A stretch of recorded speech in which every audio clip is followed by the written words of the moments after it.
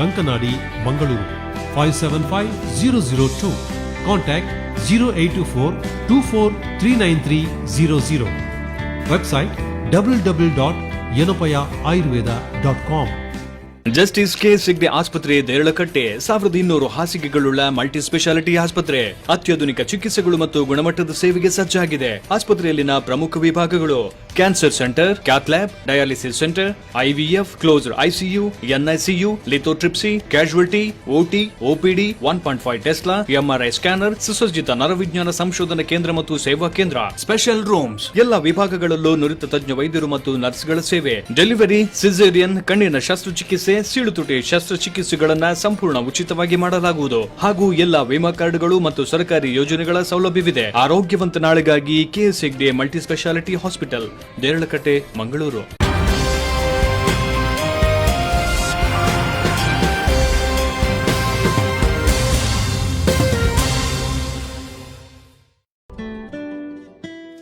News talk sponsored by VK furniture ಮತ್ತು electronics, saint Joseph college, Malabar gold, father Muller hospital.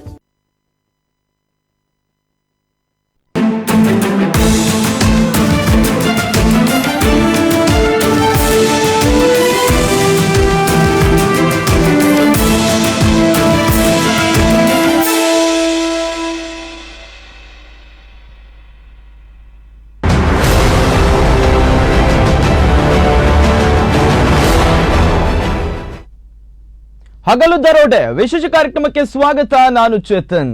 ರಾಜ್ಯ ಹೆದ್ದಾರಿಗೂ toll gate, ಇದು ಕರ್ನಾಟಕ ರಾಜ್ಯದಲ್ಲೇ ಮೊದಲು. ಬೆಳ್ಮಣ್ಣಿನಲ್ಲಿ toll gate ನಿರ್ಮಾಣಕ್ಕೆ ಸಿದ್ಧತೆ, ಟೋಲ್ ವಿರೋಧಿಸಿ ಭಾನುವಾರ ಬೃಹತ್ ಪ್ರತಿಭಟನೆ. ಇದೇ ಹೊತ್ತಿನ ವಿಶೇಷ ಹಗಲು ದರೋಡೆ.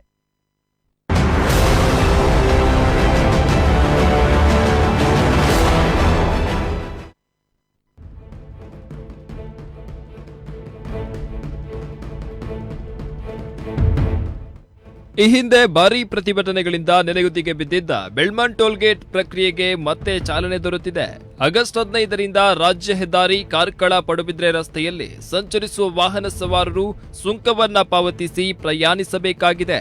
ಬೆಳ್ಮಣ್ ಸರ್ಕಾರಿ ಪದವಿ ಪೂರ್ವ ಕಾಲೇಜ್ ಎದುರುಗಡೆ ಹೆದ್ದಾರಿಯಲ್ಲಿ ಟೋಲ್ಗೇಟ್ ನಿರ್ಮಾಣವಾಗಲಿದೆ.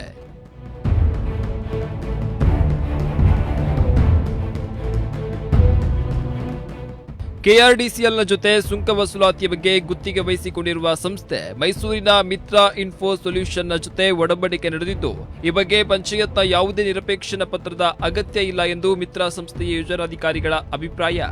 ಈ ಬಗ್ಗೆ ಗೆಜೆಟೆಡ್ ನೋಟಿಫಿಕೇಶನ್ ಕೂಡ ನಡೆದಿದ್ದು, ಈ ಭಾಗದಲ್ಲಿ ಸಂಚರಿಸುವ ಯಾವುದೇ ದ್ವಿಚಕ್ರ ವಾಹನ, ರಿಕ್ಷೆಗಳಿಗೆ ಹಾಗೂ ಸ್ಥಳೀಯ ಬೆಳ್ಮಣ್ ಪಂಚಾಯತ್ ವ್ಯಾಪ್ತಿಯ ವಾಹನಗಳಿಗೆ ಸುಂಕ ವಸೂಲಾತಿ ಇಲ್ಲ ಎನ್ನಲಾಗಿದ್ದು, ಅಕ್ಕಪಕ್ಕದ ಗ್ರಾಮದ ವಾಹನಗಳು ಸುಂಕವನ್ನ ತೆತ್ತು ಪ್ರಯಾಣಿಸಬೇಕಾದ ಅನಿವಾರ್ಯ ಎದುರಾಗಿದೆ.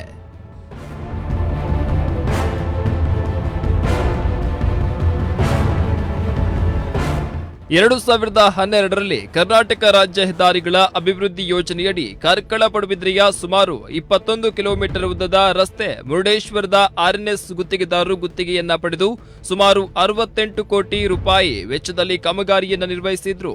ಇದೀಗ ರಸ್ತೆ ನಿರ್ಮಾಣಗೊಂಡು 2 ವರ್ಷ ಕಳೆದ ಬಳಿಕ ರಾಜ್ಯ ಹೆದ್ದಾರಿಗೆ ಟೋಲ್ ಗೇಟ್ ನಿರ್ಮಿಸುವ ಮನ ಮಾಡಿದ ರಾಜ್ಯ ಸರ್ಕಾರದ ವಿರುದ್ಧ ಭಾರೀ ಆಕ್ರೋಶ ವ್ಯಕ್ತವಾಗಿದೆ. ಸಾಮಾನ್ಯವಾಗಿ ಸ್ಥಳೀಯ ವಾಹನಗಳೇ ಹೆಚ್ಚಾಗಿ ಸಂಚಾರ ನಡೆಸುವ ಕಾರ್ಕಳ ಪಡುಬಿದ್ರೆ ರಾಜ್ಯ ಹೆದ್ದಾರಿಗೆ ಟೋಲ್ ಗೇಟ್ ಬೇಡ ಎಂಬುದು ಗ್ರಾಮಸ್ಥರ ಆಗ್ರಹ. ರಸ್ತೆಗೆ ಟೋಲ್ ನಿರ್ಮಾಣ ಮಾಡಬೇಕು ಅನ್ನುವಂತ ಹಿನ್ನೆಲೆಯಿಂದ ಸರ್ಕಾರದ ಆದೇಶದಂತೆ ಒಂದು ಖಾಸಗಿ ಏಜೆನ್ಸಿಯವರು ನಿನ್ನೆ ಗ್ರಾಮ ಪಂಚಾಯತಿಗೆ ಬಂದು ಪತ್ರವನ್ನು ಕೊಟ್ಟಿರುವಂಥದ್ದು ನಮ್ಮ ಗಮನಕ್ಕೆ ಬಂದಿದೆ. ನಾವು ಈ ಹಿಂದೆಯೂ ಸ್ಪಷ್ಟ ಮಾಡಿದ್ವಿ, ಈಗಲೂ ಸ್ಪಷ್ಟ ಮಾಡ್ತಾ ಇದ್ದೇವೆ. ಯಾವುದೇ ಕಾರಣಕ್ಕೆ ಪಡುಬಿದ್ರೆ ಮತ್ತು ಕಾರ್ಕಳ ಬೆಳ್ಮಾಣಿಗೆ ಹೋಗುವಂಥ ಈ ಹೆದ್ದಾರಿನಲ್ಲಿ ಟೋಲ್ ನಿರ್ಮಾಣ ಮಾಡಲಿಕ್ಕೆ ನಾವು ಅವಕಾಶವನ್ನು ಕೊಡೋದಿಲ್ಲ. 2012-13 ಪಾಸ್ನಲ್ಲಿ ಈ ರಸ್ತೆ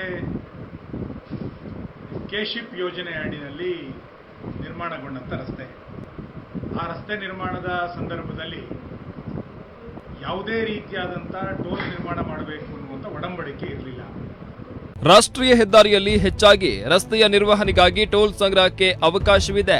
ಮಂಗಳೂರು ಮಡಿಕೇರಿ ಮಂಗಳೂರು ಮೈಸೂರು ರಾಜ್ಯ ಹೆದ್ದಾರಿಯಲ್ಲಿ ಎಲ್ಲೂ ಟೋಲ್ ಸಂಗ್ರಹ ಮಾಡಲಾಗುತ್ತಿಲ್ಲ.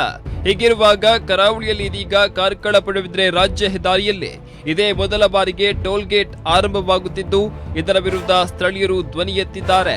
ಈ ಪ್ರಕ್ರಿಯೆಗೆ ಮತ್ತೆ ಚಾಲನೆ ದೊರಕಿದ್ದು, ದಿನ ನಿಗದಿಯಾಗಿದ್ದು ಮತ್ತೆ ಸ್ಥಳೀಯ ಸಂಘಟನೆಗಳು ಪ್ರತಿಭಟನೆ ನಡೆಸಲು ಮುಂದಾಗಿವೆ. ಹರಿಪ್ರಸಾದ್ ನಂದಲಿಕೆ, ದೈಜಿವಾಲ್ 24/7.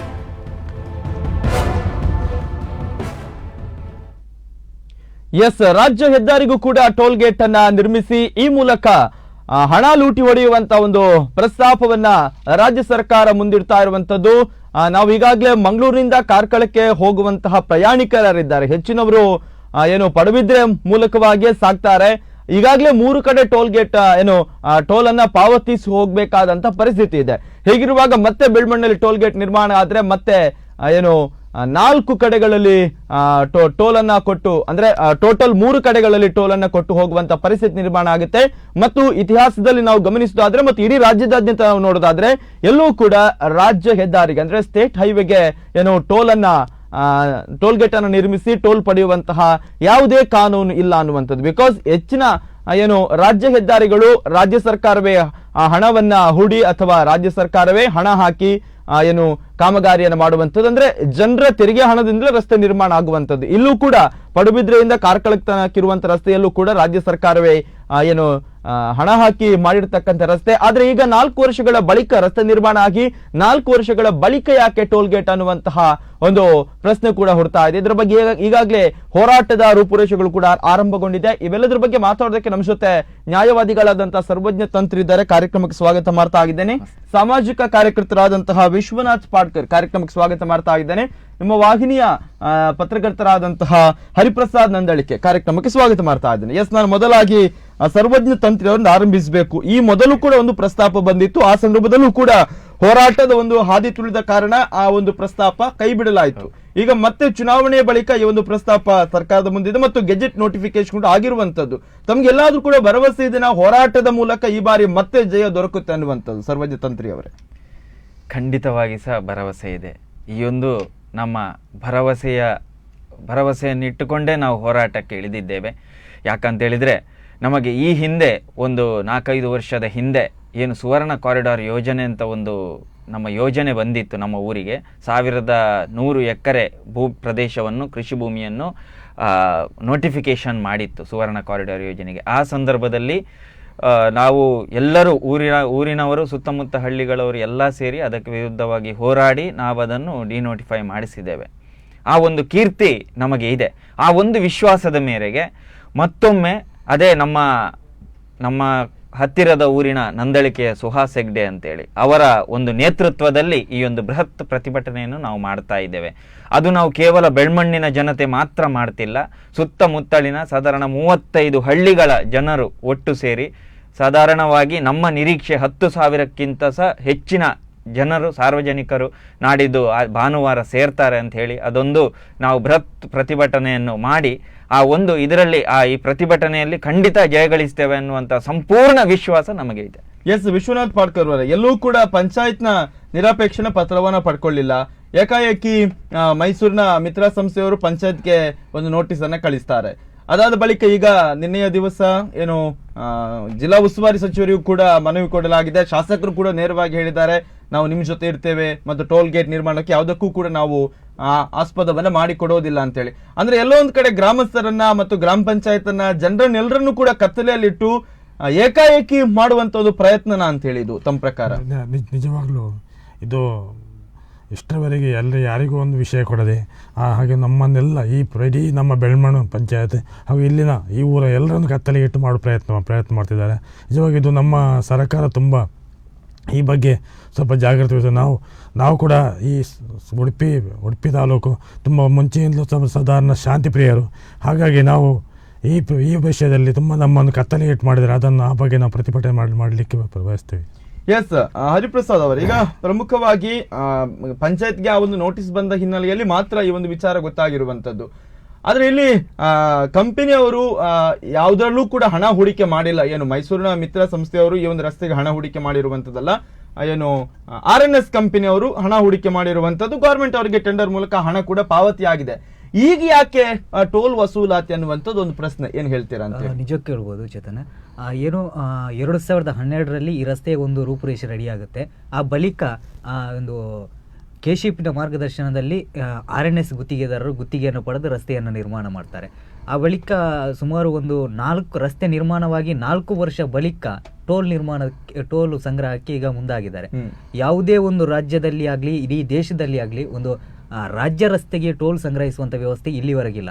ನಮ್ಮ ಮಂಗಳೂರಿಂದ ಮೈಸೂರಿಗೆ ಹೋಗುವಂಥ ರಸ್ತೆ ಇರ್ಬೋದು, ಮೈಸೂರಿಂದ ಅಥವಾ ಮಂಗಳೂರಿಂದ ಮಡಿಕೇರಿ ಹೋಗುವ ರಸ್ತೆ ಇರ್ಬೋದು, ರಾಜ್ಯ ಹೆದ್ದಾರಿ ಇದೆ. ಆ ಯಾವುದೇ ರಸ್ತೆಗೂ ಕೂಡ ಇಲ್ಲಿವರೆಗೆ ಟೋಲ್ ಇಲ್ಲ. ಆದರೆ ಕೇವಲ ಒಂದು 29 ಕಿಲೋಮೀಟರ್ ರಸ್ತೆ ಇರುವಂಥ ಪಡುಬಿದ್ರೆಯಿಂದ ಕಾರ್ಕಳ ಸಾಗುವಂಥ ರಸ್ತೆಗೆ ಇದೀಗ ಒಂದು ಮಿತ್ರ ಸಂಸ್ಥೆಯ ಮೂಲಕ ಒಂದು ಗುತ್ತಿಗೆ ವಹಿಸಿಕೊಂಡು ಒಂದು ಟೋಲ್ ಸಂಗ್ರಹಕ್ಕೆ ಮುಂದಾಗಿದ್ದಾರೆ. ಇದು ನೋಡಿದರೆ ಒಂದು ರೀತಿಯಲ್ಲಿ ಜನರನ್ನು ಹಗಲು ದೊರೆ ಮಾಡುವಂಥ ಒಂದು ಸ್ಪಷ್ಟವಾಗಿ ಗೋಚರವಾಗುತ್ತೆ. ಇಲ್ಲಿ ಯಾವುದೇ ರೀತಿಯ ಸರ್ವೆ ಕಾರ್ಯ ನಡೆದದ್ದು ಕೂಡ ಜನರಿಗೆ ಗೊತ್ತಿಲ್ಲ. ಕಳೆದ 1.5 ವರ್ಷದ ಹಿಂದೆ ಈ ಬಗ್ಗೆ ಸರ್ವೆ ಕಾರ್ಯ ನಡೆದಿದೆ. ಇವರು ಪಂಚಾಯತ್ ಮುಂಭಾಗದಲ್ಲೇ ಒಂದು ರೂಮಿನಲ್ಲಿ ಇದ್ದುಕೊಂಡು ಹಗಲು ರಾತ್ರಿ ಒಬ್ಬರು ಚೇರಲ್ಲಿ ಕೂತು ರಸ್ತೆ ಪಕ್ಕದಲ್ಲಿ ನಿಂತು ಈ ಪಡುಬಿದ್ರೆ ಮತ್ತು ಕಾರ್ಕಳದಲ್ಲಿ ಎಷ್ಟು ವಾಹನ ಸಂಚಾರ ನಡೆಸುತ್ತೆ ಅನ್ನುವಂಥ ವಾಹನದ ಅಂಕಿಅಂಶವನ್ನು ಕೂಡ ಪಡೆದು ಅವರು ಒಂದು ಸರ್ವೆ ನಡೆಸಿದ್ದಾರೆ. ಆ ಬಳಿಕ ಇದೀಗ ಒಂದು ಕಳೆದ ಚುನಾವಣೆಯನ್ನು ವಿಧಾನಸಭೆ ಚುನಾವಣೆ ಸಂದರ್ಭದಲ್ಲಿ ಒಂದು ಟೋಲ್ ನಿರ್ಮಾಣ ಆಗುತ್ತೆ ಅನ್ನುವಂಥ ಒಂದು ಸುದ್ದಿ ಹಬ್ಬಿತ್ತು. ಹೀಗಾಗಿ ಒಂದು ಜನಗಳಿಗೆ ಎಲ್ಲ ಪತ್ರಿಕೆ ಮೂಲಕ ಮಾಹಿತಿ ಸಿಕ್ಕು. ಆನಂತರ ಒಂದು ಸ್ವಲ್ಪ ಪ್ರತಿಭಟನೆ ಎಲ್ಲ ನಡೆದು ಆ ಬಳಿಕ ಸ್ವಲ್ಪ ಟೋಲು ಈ ಸುಂಕ ಪಡೆಯುವಂಥ ಒಂದು ಕೇಂದ್ರದ ಒಂದು ಮಾಹಿತಿ ಅಲ್ಲಿಗೆ ಒಂದು ಸ್ಥಗಿತವಾಯಿತು. ಇದೀಗ ಮತ್ತೆ ಈ ಟೋಲ್ ಸಂಗ್ರಹದ ಸುದ್ದಿ ಹಬ್ಬಿದೆ. 15ರಿಂದ ಏನು ಟೋಲ್ ಸಂಗ್ರಹ ನಡೆಸ್ತಾರೆ ಅನ್ನುವಂಥ ಒಂದು ಮಾತು ಕೇಳಿ ಬರ್ತದೆ. ನಿಜಕ್ಕೂ ಅವರು ಯಾವ ರೀತಿ ಟೋಲ್ ಸಂಗ್ರಹ ನಡೆಸ್ತಾರೆ ಅನ್ನುವಂಥದ್ದು ಒಂದು ಮಾಹಿತಿಯನ್ನು ನಾವು ಅವರ ಯೋಜನಾಧಿಕಾರಿಯನ್ನು ಕೇಳಿದ್ವಿ. ಆಗ ಅವರು ಅಕ್ಟೋಬರ್ 15ಕ್ಕೆ ನಾವು ಟೋಲ್ ಸಂಗ್ರಹವನ್ನು ನಡೆಸ್ತೇವೆ, ಕೇವಲ ಒಂದು ಬ್ಯಾರಿಕೇಡ್ ಇಟ್ಟು ನಾವು ಟೋಲನ್ನು ಪಡೆಯುತ್ತೇವೆ ಅನ್ನುವಂಥದ್ದು. ಹೀಗಾಗಿ ನೋಡಿದರೆ ಒಂದು ರೀತಿಯಲ್ಲಿ ಇಡೀ ರಾಜ್ಯ ಸರ್ಕಾರ ಏನೋ ಇದೆ, ಇದೀ ನಮ್ಮ ಒಂದು ಮಂಗಳೂರು ಮತ್ತು ಉಡುಪಿಯ ಒಂದು ಶಾಂತ ಸ್ವಭಾವದ ಜನರನ್ನು ಒಂದು ಹಗಲು ದೊರೆ ಮಾಡುವಂತ ಒಂದು ಪ್ರಯತ್ನವನ್ನು ಮಾಡ್ತಾ ಇದೆ ಅಂತ ಹೇಳ್ಬೋದು. ಎಸ್, ಈಗ ಸಾರ್ವಜನಿಕ ತಂತ್ರಗಳೇ ಪ್ರಮುಖವಾಗಿ ನ್ಯಾಷನಲ್ ಹೈವೇಗಳು ಅನ್ನುವಂಥದ್ದು PPP ಮಾಡೆಲ್ ಅಲ್ಲಿ ಆಗುತ್ತೆ. ಮೊದಲು ಒಂದು ಕಂಪನಿಯವರು ಹಣ ಸುರಿತಾರೆ, ಆ ಬಳಿಕ ಟೋಲ್ ಗೇಟ್ ಮೂಲಕ ಹಣವನ್ನು ವಸೂಲಾತಿ ಮಾಡುವಂಥದ್ದು ಪ್ರಕ್ರಿಯೆ ಇರುವಂಥದ್ದು. ಆದ್ರೆ ರಾಜ್ಯ ರಸ್ತೆಗಳಿಗೆ ಇದುವರೆಗೆ ಏನು ಟೋಲ್ ಗೇಟ್ ನಿರ್ಮಿಸಿದಂತಹ ಒಂದು ಉದಾಹರಣೆ ನಮಗೆ ಕಂಡು ಬರ್ತಾ ಇಲ್ಲ. ತಾವು ನ್ಯಾಯವಾದಿಗಳಾದ ಕಾರಣ ತಮ್ಮ ಹತ್ರ ಕೇಳಬೇಕು, ಈ ರೀತಿಯ ಒಂದು ಪ್ರೊವಿಷನ್ ಕಾನೂನಿನಲ್ಲಿ ಇದೆ ಅನ್ನುವಂಥದ್ದು, ರಾಜ್ಯ ಹೆದ್ದಾರಿಗೆ ಟೋಲ್ ವಸೂಲಾತಿ ಮಾಡುವಂತ ಪ್ರೊವಿಷನ್ ಕಾನೂನಿನಲ್ಲಿ ಇದೆ ಅನ್ನುವಂಥದ್ದು? ನಮಗೆ ತಿಳಿದ ಮಟ್ಟಿಗೆ ರಾಷ್ಟ್ರೀಯ ಹೆದ್ದಾರಿಗಾದ್ರೆ ನೀವು ಹೇಳಿದಾಗೇನೆ ಅದು ಒಂದು ಸ್ವಲ್ಪ ಹಣ ಸರ್ಕಾರ ಅನುದಾನ ಕೊಡ್ತದೆ, ಉಳಿದದ್ದನ್ನು ಖಾಸಗಿ ಗುತ್ತಿಗೆದಾರರು ಮಾಡ್ತಾರೆ. ಆಮೇಲೆ ಅವರಿಗೆ ಆ ಸುಂಕವನ್ನು ಪಾವತಿ ಮಾಡಲಿಕ್ಕೆ ಇಷ್ಟು ವರ್ಷಕ್ಕೆ ಅಂತೇಳಿ ನಿಗದಿಪಟ್ಟು ಅವರಿಗೆ ಲೀಸನ್ನು ಕೊಡಲಾಗ್ತದೆ. ಅದರ ಬಗ್ಗೆ ಒಡಂಬಡಿಕೆಗಳಿರ್ತದೆ. ಆದರೆ ಈ ಒಂದು ರಾಜ್ಯ ಹೆದ್ದಾರಿಯಲ್ಲಿ ನಮಗೆ ಬಂದಿರುವ ಮಾಹಿತಿ ಪ್ರಕಾರ ಯಾವುದೇ ಈ ತರದ ಒಡಂಬಡಿಕೆಗಳಾಗಲಿಲ್ಲ. ಆದರೆ ರಾಜ್ಯ ಹೆದ್ದಾರಿಗೆ ಒಂದು ಟೋಲನ್ನು ಸಂಗ್ರಹಿಸಬೇಕು ಅನ್ನೋದಕ್ಕೆ ಗೊತ್ತಿರುವ ಹಾಗೆ ಯಾವುದೇ ಆ ತರದ ಒಂದು ಪ್ರೊವಿಷನ್ಸ್ ಇಲ್ಲ. ಆದ್ರೆ ಇದು ಯಾವ ಇದರಲ್ಲಿ ಈ ತರ ಒಂದು ಟೋಲನ್ನು ಸಂಗ್ರಹ ಮಾಡ್ತಾರೆ ಅನ್ನೋದಕ್ಕೆ ಇನ್ನು ಅವರದ್ದು ಏನು ರಾಜ್ಯ ಪತ್ರದ ಕಾಪಿ ಇದೆ ಅದನ್ನೆಲ್ಲ ನಾವು ಅದಕ್ಕೆ ವ್ಯವಸ್ಥೆಯನ್ನು ಮಾಡ್ತಾ ಇದೆ. ಕಾನೂನು ರೀತಿ ಯಾವ ತರ ಹೋರಾಟ ಮಾಡಬೇಕು ಅದಕ್ಕೂ ನಾವು ವ್ಯವಸ್ಥೆಗಳು ಮಾಡ್ತಾ ಇದೆ. ಅದು ಕಾನೂನು ರೀತಿಯಲ್ಲಿ ಹೋರಾಟ ಆಗ್ತದೆ.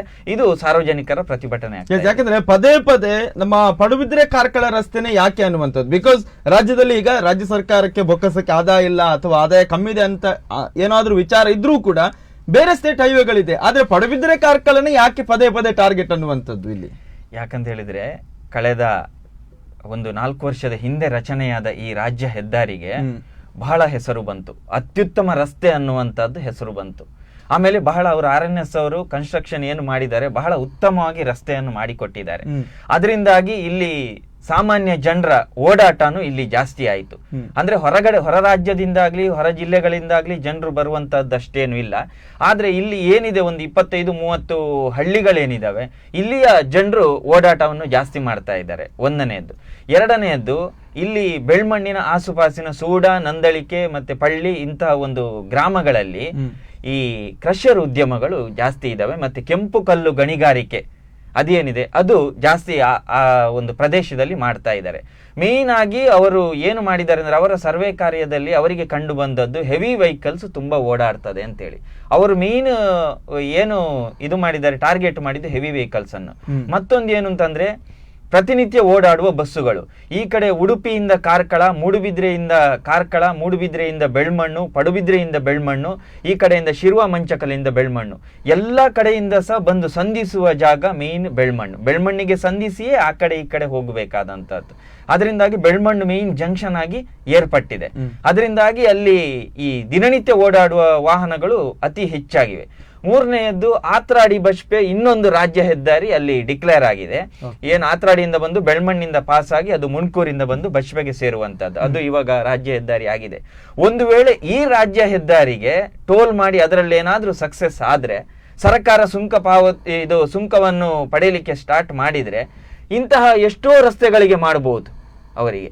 ಮತ್ತೊಂದು ಏನು ಅಂತಂದ್ರೆ, ಈ ಭಾಗದ ಜನರು ಶಾಂತಿ ಪ್ರಿಯರು ಅಂತೇಳಿ ಗೊತ್ತಿದೆ, ಯಾವುದಕ್ಕೂ ಹೆಚ್ಚು ಪ್ರತಿಭಟನೆ ಮಾಡುವುದಿಲ್ಲ. ಆ ಒಂದು ವೀಕ್ನೆಸ್ ಅನ್ನು ಹಿಡ್ಕೊಂಡು ನಮ್ಮಲ್ಲಿ ಇಂಪ್ಲಿಮೆಂಟ್ ಮಾಡಲಿಕ್ಕೆ ಮುಂದಾಗಿದ್ದಾರೆ. ಒಂದು ವೇಳೆ ಇಲ್ಲಿ ಸಕ್ಸಸ್ ಆದ್ರೆ ಮತ್ತೆ ಹೇಳಲಿಕ್ಕೆ ಆಗ್ತದೆ, ಅಲ್ಲಿ ಮಾಡಿದ್ದೇವೆ ಇಲ್ಲಿ ಯಾಕೆ ಆಗುದಿಲ್ಲ ಅಂತೇಳಿ. ಆ ಒಂದು ಕಾರಣದಿಂದಲೇ ಬೆಳ್ಮಣ್ಣನ್ನು ಸಿಲೆಕ್ಟ್ ಮಾಡಲಾಗಿದೆ ಅಂತೇಳಿ ನಮಗೆ ಅನಿಸ್ತಾ ಇದೆ. ಎಕ್ಸಾಕ್ಟ್ಲಿ. ಎಸ್, ವಿಶ್ವನಾಥ್ ಪಾಡ್ಕರ್ ಅವರು ಈಗ ಇವರು ಹೇಳಿದ ಹಾಗೆ ರಸ್ತೆ ಆದ ಬಳಿಕ ತುಂಬಾ ಅಭಿವೃದ್ಧಿ ಆಗಿದೆ ಅನ್ನುವಂಥದ್ದು. ಒಂದಷ್ಟು ಜಾಗ ಕೂಡ ರೇಟ್ ಬಂತು, ತುಂಬಾ ಕನೆಕ್ಟಿವಿಟಿ ಜಾಸ್ತಿ ಆಯಿತು. ಆದ್ರೆ ಖಂಡಿತವಾಗ್ಲೂ ಊರು ಅಭಿವೃದ್ಧಿ ಆಗಬೇಕು, ರಸ್ತೆ ಆಗ್ಲೇಬೇಕು. ಮತ್ತು ಅದು ರಸ್ತೆ ಅನ್ನುವಂಥದ್ದು ಮೂಲಭೂತ ಸೌಕರ್ಯಗಳಲ್ಲಿ ಒಂದು ಪ್ರಮುಖ ಆದ್ಯತೆ ಅನ್ನುವಂಥದ್ದು. ಆದ್ರೆ ಈಗ ರಾಜ್ಯ ಹೆದ್ದಾರಿ ಆದ ಕಾರಣ ಅಲ್ಲಿ ಹಲವಾರು ಶಾಲಾ ಕಾಲೇಜುಗಳಿದೆ, ಒಂದಷ್ಟು ದೇವಸ್ಥಾನಗಳಿಗೆ ಹೋಗುವ ಜನರಿದ್ದಾರೆ, ಮತ್ತು ದಿನನಿತ್ಯ ಏನು ಲೋಕಲ್ ಜನರೇ ಸಂಚಾರ ಮಾಡುವಂತ ರಸ್ತೆ ಅದು.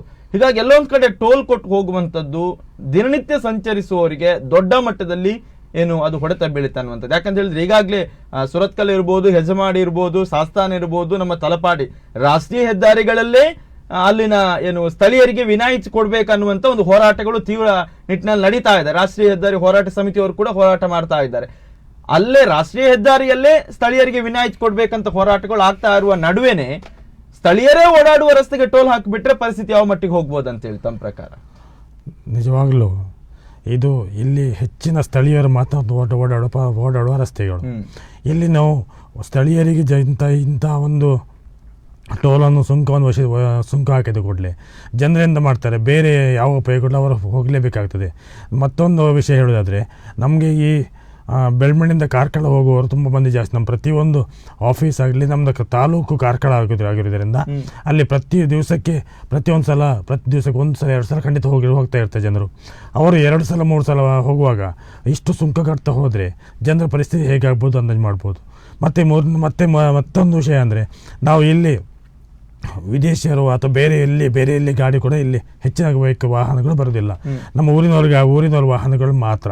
ಹಾಗಾಗಿ ಅವರು ಯಾವ ರೀತಿಯಲ್ಲಿ ಈ ನಮ್ಮ ಈ ಬೆಳ್ಮಣ್ಣಿನ ಪರಿಸರ ತುಂಬ ಬಡವರ್ಗದ ಪರಿಸರ, ಇವರು ಯಾವ ರೀತಿ ಅದನ್ನು ಸುಂಕ ವಸೂಲು ಮಾಡ್ತಾರೆ ನಮಗೂ ಗೊತ್ತಾಗ್ತಿಲ್ಲ.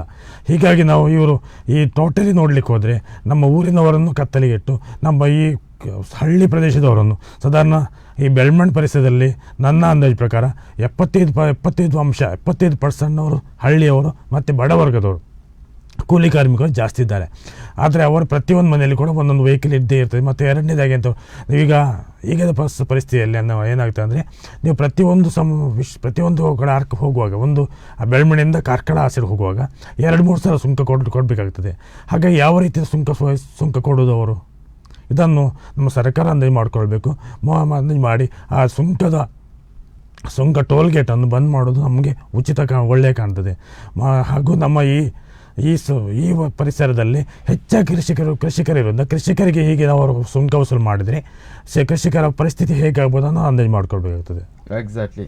ಎಸ್, ಹರಿಪ್ರಸಾದ್ ನಂದಳಿಕೆ, ಈಗ ಪ್ರಮುಖವಾಗಿ ಕಳೆದ ಬಾರಿ ಪ್ರತಿಭಟನೆ ಮಾಡಿದ ಸಂದರ್ಭ ಈ ಒಂದು ಟೋಲ್ ಗೇಟ್ ನಿರ್ಮಾಣದ ಒಂದು ಪ್ರಕ್ರಿಯೆಯನ್ನು ಕೈ ಬಿಡಲಾಗಿತ್ತು.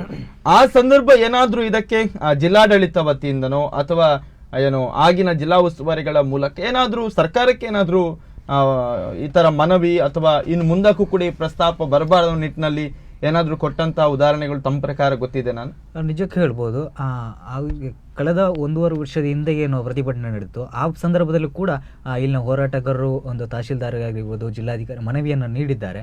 ಆದ್ರೂ ಕೂಡ ಈ ಮನವಿಗೆ ನೀಡಿದ್ರು ಕೂಡ ಇಲ್ಲಿ ಯಾವುದೇ ರೀತಿಯ ಒಂದು ಬದಲಾವಣೆ ಕಂಡು ಬರ್ತಿಲ್ಲ.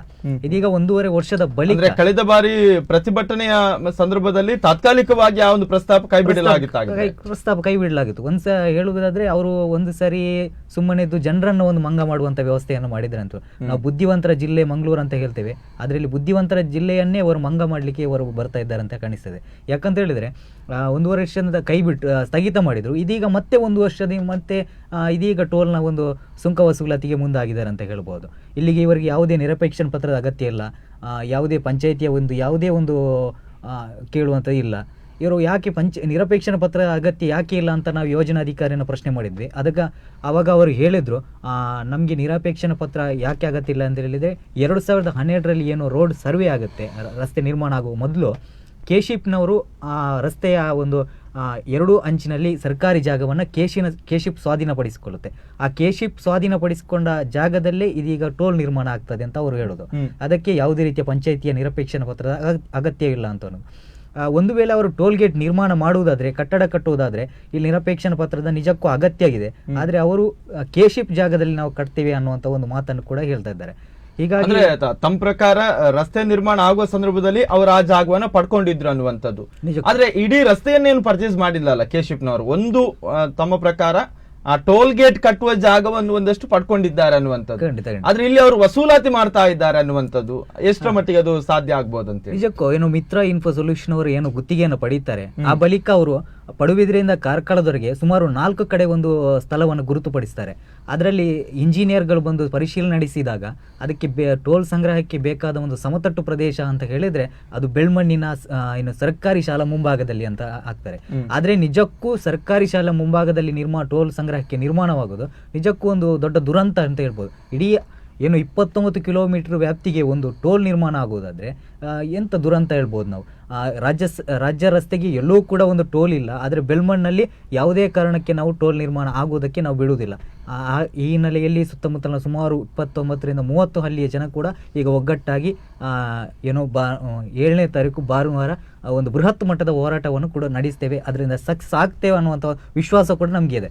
ಎಸ್, ಇದು ಏನು ಪ್ರಮುಖವಾಗಿ ಹಿಂದೆ ಕೂಡ ಇಂಥ ಒಂದು ಪ್ರಸ್ತಾಪ ಬಂದಾಗ ಜನರು ಹೋರಾಟದ ಮೂಲಕನೇ ಏನು ನ್ಯಾಯವನ್ನ ಪಡ್ಕೊಂಡಿದ್ರು. ಆದ್ರೆ ಇಲ್ಲಿ ಒಂದು ಪ್ರಶ್ನೆ ಇರುವಂತದ್ದು, ಪ್ರತಿ ಬಾರಿ ಹೋರಾಟನೆ ಮಾಡ್ಬೇಕನ್ನೋದು. ಯಾಕಂತ ಹೇಳಿದ್ರೆ ಇಲ್ಲಿ ನ್ಯಾಯಯುತವಾಗಿ ಕಾನೂನಾತ್ಮಕವಾಗಿ ನೋಡದಿದ್ರು ಕೂಡ ಇದಕ್ಕೆ ಟೋಲ್ ಗೇಟ್ ಅನ್ನ ನಿರ್ಮಾಣ ಮಾಡುವಂತಹ ಯಾವುದೇ ಏನು ಒಂದು ಅಸಾಧ್ಯತೆಗಳು ಇರೋದಿಲ್ಲ. ಆದ್ರೆ ಯಾಕೆ ಈ ರೀತಿ ಸರ್ಕಾರ ಹಣ ಮಾಡೋದಕ್ಕೆ ಮುಂದಾಗ್ತಾ ಇದೆ ಅನ್ನುವಂಥ ಪ್ರಶ್ನೆ ಕೂಡ, ಮತ್ತು ಸಾಕಷ್ಟು ಜನ ಕರೆ ಕೂಡ ಮಾಡ್ತಾ ಇದ್ರೆ. ನಿಮ್ಮ ಕರೆಗಳನ್ನು ಕೂಡ ಸ್ವೀಕರಿಸ್ತೀವಿ ಚಿಕ್ಕದೊಂದು ಬ್ರೇಕ್ನ ಬಳಿಕ.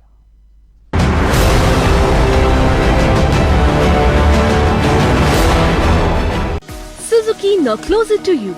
Tania Motors. Celebrate this festive season with Pi Sales Suzuki. Book your two-wheeler and get full tank fuel and helmet absolutely free. 5 years insurance, 5 years warranty worth ₹9,000 free. Tania Motors, AKS Complex, Lalabailu, Tokkottu. Contact 9148283888. ಹಿಂದೇನು ತೂಪಿನವರು ಓರಿ ಉಲ್ಲೇರು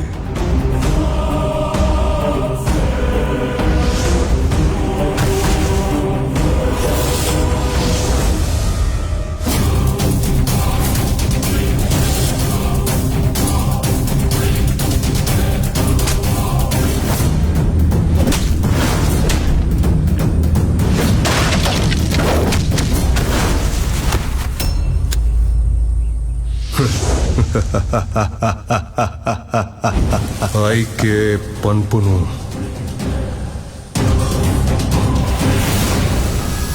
Era ಉಲ್ಲೇರಿಗೆ. JPV Car Care Center, now at Bondil. All types of car accessories, security system, window tinting, music system, seat cover, body cover, stickers and number plates. Trained staffs with best management. Muriyagana Complex, Bondil, Mangaluru. Phone 9108239634. Please subscribe. Wow. Mom, ನನ್ YouTube ಕುಕರಿ ಚಾನೆಲ್ಗೆ 1 million subscribers reach ಆದ್ರು. Ice cream ಇದು ice cream ಅಲ್ಲ ಅಮ್ಮ, ಇದು ಬರೀ frozen dessert. ಅದ್ರಲ್ಲೇನಿದೆ ವ್ಯತ್ಯಾಸ? Frozen dessert ನಲ್ಲಿದೆ ಕಡಿಮೆ ಬೆಲೆಯ ವೆಜಿಟೇಬಲ್ ಆಯಿಲ್ ಮತ್ತು saturated fats. Hangyo ice cream ನಲ್ಲಿದೆ ರುಚಿಕರವಾದ ಆರೋಗ್ಯಕರವಾದ ಶುದ್ಧ ಹಾಲು, ಬೆಣ್ಣೆ ಮತ್ತು ಕೆನೆ.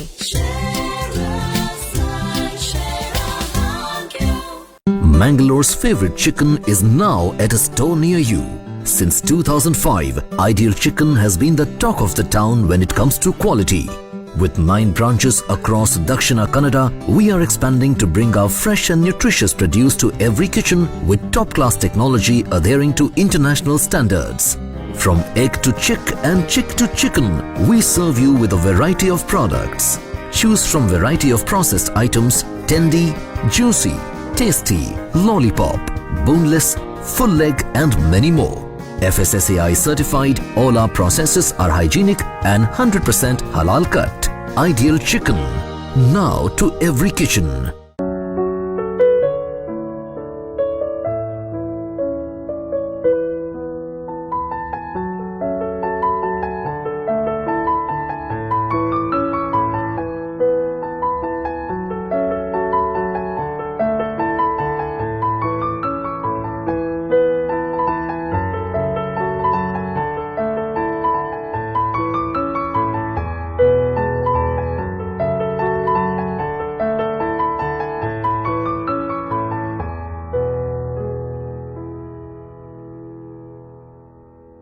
Bandari Builders, lifestyle redefined, the delicate touch of perfection. Bandari Heights Luxury Apartments near Infosys Kottara, Mangalore. Bandari Parkin near Jogimad, Kadri, Mangalore. Bandari Pacific opposite PVS Kalakunj, Kodyalbel, Mangalore. Bandari Vijaya Enclave, Warehouse Road, Mannagudda. Bandari Meridian near Vijay Church, Mangalore. Bandari Solitaire opposite Kadri Grounds. Bandari Garden near Mangaladevi Temple. Bandari Builders, Mangalore.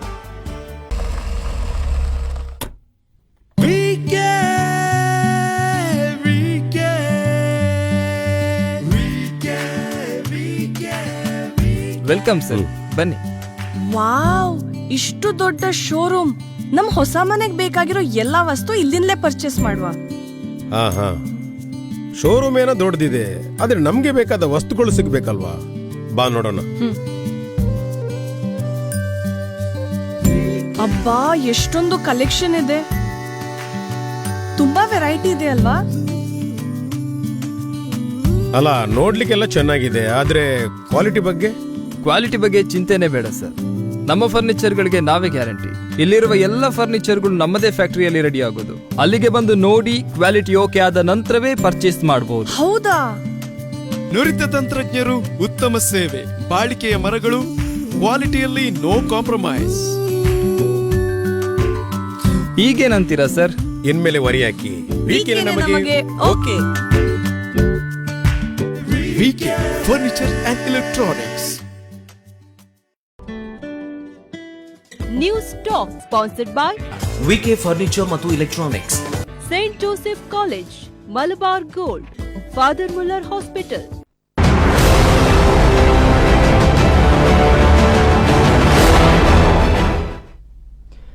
Break ಬಳಿಕ ಹಗಲು ದರೋಡೆ ವಿಶೇಷ ಕಾರ್ಯಕ್ರಮಕ್ಕೆ ಮತ್ತೆ ಸ್ವಾಗತ.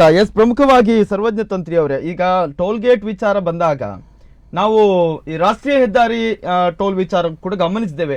ಒಂದಷ್ಟು ಹೋರಾಟ ಸಮಿತಿಯವರಿಗೆ ಸೀಮಿತ ಆಗುತ್ತೆ ಅನ್ನುವಂಥದ್ದು. ಎಷ್ಟೋ ಕಡೆ ನಾವು ಕೂಡ ನೋಡಿದ್ದೇವೆ, ಪ್ರತಿಭಟನೆ ಮಾಡಿದಾಗ ಅವರ ಮೇಲೇನೆ ಕೇಸ್ ಆಗುವಂಥದ್ದು, ಟೋಲ್ ಗೇಟ್ಗಳಿಗೆ ಪೊಲೀಸ್ ಕಾವಲು ಕೊಟ್ಟು ರಕ್ಷಣೆ ಕೊಟ್ಟು ಟೋಲ್ ವಸೂಲಾತಿ ಮಾಡಿದ ಪ್ರಕ್ರಿಯೆ. ಆದ್ರೆ ಬೆಳ್ಮಣ್ ಈ ಒಂದು ಟೋಲ್ನ ವಿಚಾರಕ್ಕೆ ಬಂದಾಗ ಇಡೀ ಊರೇ ಒಟ್ಟಾಗುತ್ತೆ ಅನ್ನುವಂಥದ್ದು. ಆದ್ರೆ ಇತರೆ ಟೋಲ್ ಹೋರಾಟಗಳನ್ನು ಗಮನಿಸಿದಾಗ ಇಲ್ಲಿ ಒಂದಷ್ಟು ಜನರು ಎಲ್ಲರೂ ಒಗ್ಗಟ್ಟಾಗ್ತಾರೆ ಅನ್ನುವಂಥದ್ದು. ಇದೇ ನಿಮ್ಗೆ ದೊಡ್ಡ ಮಟ್ಟದ ಪ್ಲಸ್ ಅಂತ ಅನ್ನಿಸ್ತಾ ಇದ್ದೇನೆ ತಮ್ಮ ಪ್ರಕಾರ ಅಂತ ಹೇಳಿ? ಖಂಡಿತವಾಗಿ ಸರ್. ಯಾಕಂತೇಳಿದ್ರೆ ಇತ್ತೀಚೆಗೆ ನಾವು ಈ ರಾಷ್ಟ್ರೀಯ ಹೆದ್ದಾರಿಯಲ್ಲಿ ನಡೆದಂತಹ ಒಂದು ಏನು ಪ್ರತಿಭಟನೆಗಳಿದ್ದಾವೆ, ಅದು ಟೋಲ್ ಅಲ್ಲಿ ಕನ್ಸ್ಟ್ರಕ್ಷನ್ ಆದ್ಮೇಲೆ ಅವರ ಸುಂಕ ವಸೂಲಾತಿ ಮಾಡುವಾಗ ಪ್ರಾರಂಭವಾದಂತಹ ಪ್ರತಿಭಟನೆಗಳು. ನಾವಿವಾಗ ಏನು ಮಾಡಿದ್ದೀವಿ ಅಂತಂದರೆ, ಯಾವಾಗ ಪಂಚಾಯತಿಗೆ ಪ್ರಸ್ತಾವನೆ ಬಂತು 15ನೇ ತಾರೀಕಿನಿಂದ ನಾವು ಸುಂಕವನ್ನು ವಸೂಲು ಮಾಡ್ತೇವೆ, ನಾವು ಏನು ನಿರ್ಮಾಣದ ಕಾಮಗಾರಿಯನ್ನು ಮಾಡ್ತೇವೆ ಅಂತ ಹೇಳುವ ಪ್ರಸ್ತಾವನೆ ಪಂಚಾಯತಿಗೆ ಬಂದ ತಕ್ಷಣ ಆವತ್ತೇ ನಾವು ಎಲ್ಲರೂ ಇಡೀ ಊರಿನವರು ಒಟ್ಟಾಗಿದ್ದೇವೆ. ಕೇವಲ ಬೆಳ್ಮಣ್ಣು ಮಾತ್ರ ಅಲ್ಲ, ಸುತ್ತಮುತ್ತಲಿನ 35ರಿಂದ 40 ಸಣ್ಣ ಸಣ್ಣ ಸಣ್ಣ ಹಳ್ಳಿಗಳಿದ್ದಾವೆ. ಆ ಹಳ್ಳಿಗಳ ಪ್ರತಿ ಒಬ್ಬ ನಾಗರಿಕನೂ ಸಹ ಈ ಪ್ರತಿಭಟನೆಗೆ ಬೆಂಬಲವನ್ನು ವ್ಯಕ್ತಪಡಿಸಿದ ತಕ್ಷಣ ನಾವು ಅದಕ್ಕೆ ಬೇಕಾದಂತ ಈ ಕೂಡಲೇ ಅದಕ್ಕೆ ಬೇಕಾದಂತ ಒಂದು ಸೂಕ್ತವಾದಂತ ರೂಪುರೇಷೆಯನ್ನು ಸಿದ್ಧಪಡಿಸಿದ್ದೇವೆ. ನಮ್ಮಲ್ಲಿ ಹೇಗೂ ಜಾತ್ಯತೀತವಾಗಿ ಪಕ್ಷಾತೀತವಾಗಿ ಇರುವಂತ ನಾಯಕರು ಎಲ್ಲರೂ ನಮ್ಮ ಜೊತೆ ಬೆಂಬಲಕ್ಕೆ ನಿಂತ ತಕ್ಷಣ ನಾವು ಅದಕ್ಕೆ ಬೇಕಾದಂತ ರೂಪುರೇಷೆಯನ್ನು ಮಾಡಿಕೊಂಡು ಬೆಳ್ಮಣ್ಣು ಎಲ್ಲಿ ಟೋಲು ಆಗ್ತದೆ ಅಂತೇಳಿ ಒಂದು ಪ್ರಸ್ತಾವನೆ ಇತ್ತು, ಅಲ್ಲಿಯೇ ತಾತ್ಕಾಲಿಕವಾಗಿ ಒಂದು ಇವಾಗಲೇ ಶೆಡ್ ಅನ್ನು ನಿರ್ಮಿಸಿ ಆಗಿದೆ ನಮಗೆ ಪ್ರತಿನಿತ್ಯ ಮೀಟಿಂಗ್ ಮಾಡ್ಲಿಕ್ಕೆ. ಮತ್ತೊಂದು ಏನು ಅಂತಂದ್ರೆ, ನಮ್ಮ ಏನು ಈ ಕೆಲಸಗಳಿದಾವೆ, ನಮ್ದು ಏನು ಪೇಪರ್ಸ್ ನಮಗೆ ಬೇಕಾದಂತ ವ್ಯವಸ್ಥೆಗಳು ಇಟ್ಕೊಳ್ಳಿಕ್ಕೆ ಅದಕ್ಕೆ ಟೋಲ್ ವಿರೋಧ ಈ ಸಮಿತಿ ಅಂತ ಮಾಡಿಕೊಂಡು ಅದರದ್ದೊಂದು ಆಫೀಸ್ ಅನ್ನು ಸಹ ಓಪನ್ ಮಾಡಿಬಿಟ್ಟಿದ್ದೇವೆ. ಅದ ದಿವಸದ 24 ಗಂಟೆ ಆಫೀಸ್ ಕೆಲಸ ಮಾಡ್ತದೆ. ಯಾವ ಸಾರ್ವಜನಿಕರು ಅಲ್ಲಿ ಬಂದು ಮಾಹಿತಿಯನ್ನು ತೆಗೆದುಕೊಂಡು ಹೋಗ್ಬೋದು. ಆ ತರದ ಒಂದು ವ್ಯವಸ್ಥೆಯನ್ನು ಸಹ ಮಾಡ್ಕೊಂಡಿದ್ದೇವೆ. ಮತ್ತೆ ಆಮೇಲೆ 2-3 ದಿವಸದಲ್ಲಿ ಸಾಧಾರಣ ಸುತ್ತಮುತ್ತ 35ರಿಂದ 40 ಹಳ್ಳಿಗಳಿಗೂ ನಾವು ಭೇಟಿಯನ್ನು ಕೊಟ್ಟಿದ್ದೇವೆ. ನಮ್ಮ ಬೇರೆ ಬೇರೆ ರೀತಿಯ ಏನು ಯುವಕರಿದ್ದಾರೆ ನಮ್ಮ ಜೊತೆ, ಅವರೆಲ್ಲರೂ ಎಲ್ಲಾ ಕಡೆ ಸಹ ಭೇಟಿ ಕೊಟ್ಟು ರಿಕ್ಷಾ ಚಾಲಕರು, ಕಾರು ಚಾಲಕ ಮಾಲಕರು, ಮತ್ತೆ ಗಣಿ ಉದ್ಯಮಿಗಳಿರ್ಬೋದು, ಕೂಲಿ ಕಾರ್ಮಿಕರಿರ್ಬೋದು, ಬಸ್ಸು ಮಾಲಕರ ಸಂಘ, ಟ್ಯಾಕ್ಸಿ ಮಾಲಕರ ಸಂಘ, ರಿಕ್ಷಾ ನಿಲ್ದಾಣ ಸಂಘಗಳು, ಇವರು ಎಲ್ಲರೂ ನಮ್ಮ ಒಟ್ಟಿಗೆ ಸೇರಿದ್ದಾರೆ. ಸೇರಿದ್ರಿಂದ ನಾವು ಇದನ್ನು ಹೋರಾಟ ಒಮ್ಮೆ ಹಿಡಿದ ಮೇಲೆ ಅದು ಖಂಡಿತವಾಗಿ ಸಹ ನಮಗೆ ಜಯ ಸಿಗದೆ ನಾವು ಬಿಡುವ ಒಂದು ಪ್ರಶ್ನೆಯೇ ಇಲ್ಲ. ನಮಗೆ ಟೋಲ್ ಅನ್ನುವಂಥದ್ದು ಎಲ್ಲಿ ತನಕ ಅಲ್ಲಿ ನಿಲ್ಲಿಸ್ತಾರೆ, ಈ ಟೋಲ್ ಪ್ರಸ್ತಾವನೆ ಬೆಳ್ಮಣ್ಣಿಂದ ಹೋಗ್ಬೇಕು, ಅಲ್ಲಿ ತನಕ ನಾವು ಈ ಹೋರಾಟ. ನಾಡಿದ್ದಿನ ಹೋರಾಟದ ರೂಪುರೇಷೆ ಯಾವ ರೀತಿ ಅಂದ್ರೆ, ರಸ್ತೆ ತಡೆ ಮಾಡಿ ನೀವು ಹೋರಾಟ ಮಾಡ್ತೀರಾ ಅಥವಾ ಎಲ್ಲರೂ ಕೂಡ ಧರಣಿ ಕುತ್ಕೊಳ್ತೀರಿ? ಇಲ್ಲ, ನಾವು ಶಾಂತಿಯುತವಾಗಿ ಪ್ರತಿಭಟನೆಯನ್ನು ಮಾಡ್ತಾ ಇದ್ದೇವೆ. ಅದಕ್ಕೆ ನಾಡಿದ್ದು ಏನು ಅಂತಂದ್ರೆ, ನಾವು ಯಾವುದೇ ರಸ್ತೆ ತಡೆಯನ್ನು ಮಾಡ್ತಾ ಇಲ್ಲ. ಆದ್ರೆ 10,000 ಜನ ಸೇರಿದಾಗ ಅಲ್ಲಿ ವ್ಯವಸ್ಥೆಗಳು ಏನಾಗಬೇಕು ಅದನ್ನು ನಾವು ಸೂಕ್ತವಾದಂತ, ನಮ್ಮಲ್ಲಿ ಸ್ವಯಂ ಸೇವಕರಿದ್ದಾರೆ, ಮತ್ತೆ ಪೊಲೀಸ್ ಇಲಾಖೆಯಿಂದ ಸಹ ಅವರು ನಮಗೆ ಸಹಾಯವನ್ನು ಮಾಡ್ತೇನೆ ಹೇಳಿದ್ದಾರೆ. ಸಾರ್ವಜನಿಕರಿಗೆ ಯಾರು ಆ ರಸ್ತೆಯಲ್ಲಿ ಓಡಾಡ್ತಾರೆ ಅವರಿಗೆ ಯಾವುದೇ ತೊಂದರೆ ಆಗದ ರೀತಿಯಲ್ಲಿ ನಾವು ಮಾಡ್ತಾ ಇದ್ದೇವೆ ಅದನ್ನು. ಯಾಕಂತ ಹೇಳಿದ್ರೆ, ಬೇಕಾದಂತ ಎಲ್ಲ ಇಲಾಖೆ, ಯಾವುದೆಲ್ಲ ಇಲಾಖೆಯ ನಮಗೆ ಅನುಮತಿ ಬೇಕು, ಬ್ಯಾನರ್ ಹಾಕುವುದರಿಂದ ಹಿಡಿದು ಪ್ಯಾಂಪ್ಲೆಟ್ಸ್ ಹಂಚುವುದರವರೆಗೂ ಯಾವುದೆಲ್ಲ ಇಲಾಖೆಯ ನಮಗೆ ಅನುಮತಿ ಬೇಕು ಅದೆಲ್ಲ ನಮ್ಮ ಹತ್ರ ಉಂಟು. ಎಲ್ಲವನ್ನು ಲೀಗಲ್ ಆಗಿಯೇ ನಾವು ಮಾಡ್ತಾ ಇದ್ದೇವೆ. ಸಾರ್ವಜನಿಕರಿಗೆ ಯಾವುದೇ ತೊಂದರೆ ಆಗದ ರೀತಿಯಲ್ಲಿ ಮಾಡ್ತಾ ಇದ್ದೇವೆ. ಈ ತರ ಶಾಂತಿಯುತ ಪ್ರತಿಭಟನೆಯಲ್ಲಿ ನಮಗೆ ಜಯ ಸಿಗಲಿಲ್ಲ ಅಂದ್ರೆ ಮತ್ತೆ ಮುಂದಿನ ಮಾತು. ಎಸ್ ಹರಿಪ್ರಸಾದ್ ಅವರು, ಈಗ ಮತ್ತೊಂದ್ ಕಡೆ ಪ್ರಮುಖವಾಗಿ ಒಂದ್ ಕಡೆ ಹೋರಾಟಗಳು ಜನರ ಆಕ್ರೋಶವನ್ನ ವ್ಯಕ್ತಪಡಿಸೋದಕ್ಕೆ, ತೋರಿಸಪಡಿಸೋದಕ್ಕೆ ಅಗತ್ಯವಾಗಿ ಬೇಕಾದ, ಅದರ ಜೊತೆಗೆ ಒಂದಷ್ಟು ಪ್ರೊಸೀಜರ್ ವರ್ಕ್ಗಳು ಕೂಡ ಇದೆ. ಯಾಕಂದ್ರೆ ಈಗ ಪಂಚಾಯತ್ಗೆ ಇವರು ನಿರಾಪೇಕ್ಷಣ ಪತ್ರ ಕಳಿಸಿದ್ದಾರೆ, ಅದಕ್ಕೆ ಪಂಚಾಯತ್ ಒಂಥರ ವಿರೋಧದ ಮತ್ತು ನಮ್ಗೆ ಬೇಡ ಅನ್ನುವಂತ ನಿಟ್ಟಿನಲ್ಲೂ ಕೂಡ ರಿಯಾಕ್ಷನ್ ಕಳಿಸುವಂತದ್ದು, ಮತ್ತೆ ಈಗಾಗಲೇ ಉಸ್ತುವಾರಿ ಸಚಿವರ ಜೊತೆ ಮಾತುಕತೆ ಆಗಿದೆ, ಶಾಸಕರು ಮತ್ತು ನೇರವಾಗಿ ಮುಖ್ಯಮಂತ್ರಿಗಳಿಗೆ ಇದನ್ನು ಮನವರಿಕೆ ಮಾಡುವಂತ ಪ್ರಯತ್ನ, ಇದು ಕೂಡ ಮತ್ತೊಂದು ಕಡೆಯಲ್ಲಿ ಸಾಗಬೇಕಾದಂತ ಅಗತ್ಯತೆ ಇದೆ ಅಂತ ಅನ್ನಿಸ್ತಾ ಇದೆ ನಂತರ. ನಿಜಕ್ಕೂ ಮುಖ್ಯಮಂತ್ರಿಗಳಿಗೂ ಈ ಬಗ್ಗೆ ಒಂದು ಮನವರಿಕೆ ಆಗಬೇಕಾಗಿದೆ. ಈ ಹಿನ್ನೆಲೆಯಲ್ಲೇ ಒಂದು ಏನೋ ಪ್ರತಿಭಟನೆ ನಡೀತಾ, ಈ ಪ್ರತಿಭಟನೆಯಿಂದಲೇ ಆ ಮುಖ್ಯಮಂತ್ರಿಗಳಿಗೆ ಒಂದು ಮನವರಿಕೆ ಆಗಬೇಕು. ರಾಜ್ಯ ಸರ್ಕಾರಕ್ಕೆ ಎಲ್ಲೂ ಕೂಡ ಒಂದು ಟೋಲ್ ಸಂಗ್ರಹ ಮಾಡಿ ಅವರು ಸುಂಕ ವಸೂಲಾಗಿ ಮಾಡಬಾರದು ಅನ್ನೋಂಥ ಒಂದು ಅವ್ರ ಮನವರಿಕೆ ಆಗಬೇಕು. ಈ ಹಿನ್ನೆಲೆಯಲ್ಲಿ ಮುಖ್ಯಮಂತ್ರಿಯನ್ನು ಕೂಡ ಒಂದು ಇವತ್ತು ನಡೆದಂಥ ಇವತ್ತೊಂದು ಪ್ರತಿಭಟನೆ ನಡೆಯಿತು. ಆ ಪ್ರತಿಭಟನೆಯಲ್ಲಿ ಕೂಡ ಶಾಸಕರು ಸುನೀಲ್ ಕುಮಾರ್ ಸೋಮವಾರ ದಿನ ನಾನು ಮುಖ್ಯಮಂತ್ರಿಯನ್ನು ಭೇಟಿ ಮಾಡಿ ಮಾತಾಡ್ತೇನೆ ಅಂತ ಒಂದು ಭರವಸೆಯನ್ನು ಕೂಡ ನೀಡಿದ್ದಾರೆ. ಈ ಹಿನ್ನೆಲೆ ಏನು ಕಳೆದ ಗುರುವಾರ DC ಅವರು ಕೂಡ ಒಂದು ಮನವಿಯನ್ನು ನೀಡಿದ್ದಾರೆ. ಆ ಬಳಿಕ ಸಚಿವೆ ಜಯಮಾಲಾ ಅವರಿಗೂ ಕೂಡ ಒಂದು ಮನವಿಯನ್ನು ನೀಡಲಾಗಿದೆ ಈಗಾಗಲೇ. ಈ ಹಿನ್ನೆಲೆಯಲ್ಲಿ ಎಲ್ಲ ರೀತಿಯ ಒಂದು ಹೋರಾಟಗಳು ಕೂಡ ನಡೀತಾ ಇದೆ. ಒಂದು ರೀತಿಯಲ್ಲಿ ಇಲ್ಲಿ 3 ವಿಧದ ಹೋರಾಟ ನಡೀತಾ ಅಂತ ಹೇಳ್ಬೋದು. ಯಾಕಂದರೆ ಒಂದು ರೀತಿಯಲ್ಲಿ ಸಾರ್ವಜನಿಕರಿಂದ ಒಂದು ಶಾಂತಿಯುತವಾದ ಹೋರಾಟ ನಡೆದರೆ, ಒಂದು ರೀತಿಯಲ್ಲಿ ರಾಜಕಾರಣಿಗಳಿಂದ ಒಂದು ಏನೋ ಅಧಿಕಾರಿಗಳನ್ನು ಭೇಟಿ ಮಾಡುವಂಥ ಒಂದು ರೀತಿಯಲ್ಲಿ ಕೂಡ ಹೋರಾಟ ನಡೆಯುತ್ತದೆ. ಮತ್ತೊಂದು ರೀತಿಯಲ್ಲಿ ಇಲ್ಲಿ ಕಾನೂನು ಸಂಬಂಧಪಟ್ಟಂತೆ ಎಲ್ಲ ದಾಖಲೆಗಳನ್ನು ಪಡೆದುಕೊಂಡು ಆ ಮೂಲಕ ಕೂಡ ಒಂದು ಕಾನೂನು ರೀತಿಯಲ್ಲಿ ಕೂಡ ಹೋರಾಟ ನಡೀತಾ ಇದೆ ಅಂತ ಕೇಳ್ಬೋದು. ಒಟ್ಟಾರೆಯಾಗಿ ಗಮನಿಸುವುದಾದರೆ ಇಡೀ ಬೆಳ್ಮಣ್ಣು ಪ್ರದೇಶ ಆಗಲಿ ಅಲ್ವಾ, ಕಾರ್ಕಳದಿಂದ ಹಿಡಿದು ಪಡುಬಿದ್ರೆವರೆಗೆ ಎಲ್ಲೂ ಕೂಡ ಟೋಲ್ ನಮಗೆ ನಿರ್ಮಾಣ ಆಗಲೇಬಾರ್ದು. ರಾಜ್ಯ ಹೆದ್ದಾರಿಗೆ ಎಲ್ಲೂ ಟೋಲ್ ನಿರ್ಮಾಣವಾದರೂ ಕೂಡ ನಮ್ಮ ಸಂಪೂರ್ಣ ವಿರೋಧ ಇದೆ ಅನ್ನುವಂಥ ಒಂದು ಮಾತಿನಲ್ಲಿ ಇಡೀ ಹೋರಾಟ ಸಮಿತಿ ಒಂದು ದೃಢ ನಿರ್ಧಾರವನ್ನು ಪಡೆದಿದೆ. ಈ ಹಿನ್ನೆಲೆಯಲ್ಲಿ ಹೋರಾಟವನ್ನು ನಡೆಸ್ತಾರೆ. ಹೋರಾಟವನ್ನು ನಡೆದು ನಾವು ಅದರಿಂದ ಯಶಸ್ಸು ಪಡಿತೀವಿ ಅನ್ನುವಂಥ ಒಂದು ವಿಶ್ವಾಸ ನಮಗಿದೆ ಅಂತ ಹೇಳ್ಬೋದು. ಎಸ್ ಸರ್ವಜ್ಞ ತಂತ್ರಿಗಳು, ಈಗ 63 ಕೋಟಿ ರೂಪಾಯಿ ವೆಚ್ಚದ ಕಾಮಗಾರಿ ಏನು ಅದು 29 ಕಿಲೋಮೀಟರ್ ಉದ್ದದ ರಸ್ತೆಗೆ, ಇಲ್ಲಿ ಒಂದೇ ಒಂದು ಟೆಕ್ನಿಕಲ್ ವಿಚಾರ ಇರುವಂತದ್ದು, RNS ಕಂಪನಿಗೆ ಗುತ್ತಿಗೆ ಕೊಟ್ಟಿದ್ದಾರೆ, ಅವರು ಕೆಲಸ ಮಾಡಿದ್ದಾರೆ, ಅವರಿಗೆ ಹಣ ಕೂಡ ಪಾವತಿ ಆಗಿದೆ. ಈಗ ಇವರಾಗ್ಲೇ ಒಂದು ಪಾಯಿಂಟ್ ಅನ್ನ ವಿಚಾರವನ್ನು ಹೇಳಿದ್ರು, ಆ ಒಂದು ಟೋಲ್ ನಿರ್ಮಾಣ ಆಗುವ ಜಾಗವನ್ನ ಮೈಸೂರಿನ ಮಿತ್ರ ಏನು ಸಂಸ್ಥೆಯವರು ಪರ್ಚೇಸ್ ಮಾಡಿದ್ದಾರೆ ಅಂತ. ಆದ್ರೆ ರಸ್ತೆಯನ್ನು ಅವರು ಪರ್ಚೇಸ್ ಮಾಡಿಲ್ಲ ಅನ್ನುವಂಥದ್ದು. ಈಗ ಒಂದು ಕಂಪನಿ ಗುತ್ತಿಗೆ ಕೊಟ್ಟು ಒಂದಷ್ಟು ಪಾಲು ಅವರಿಗೆ ಕೊಟ್ಟು ಮತ್ತೆ ಒಂದಷ್ಟು ಪಾಲು ಸರ್ಕಾರಕ್ಕೆ ಕೊಡುವಂತ ಪ್ರಯತ್ನ.